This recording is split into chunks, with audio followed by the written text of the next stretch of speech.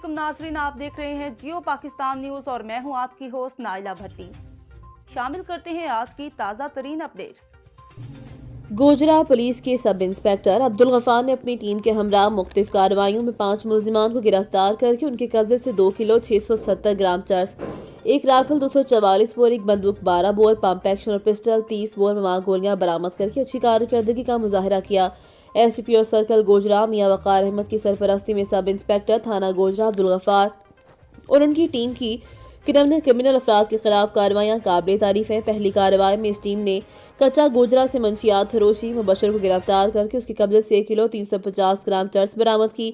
दूसरी कार्रवाई में मुलजिम कामरान को गिरफ्तार करके उसके कब्जे से राइफल 244 बोर बरामद की।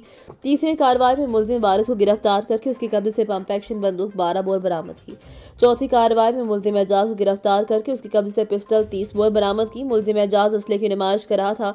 पांचवी कार्रवाई में मंशियात फरोश अब्दुल्लाह को गिरफ्तार करके उसके कब्जे से 1 किलो 320 ग्राम चर्स बरामद की।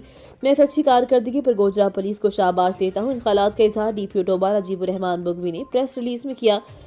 रिपोर्ट करे हैं डिस्ट्रिक्ट रिपोर्टर मकबूल तारिक।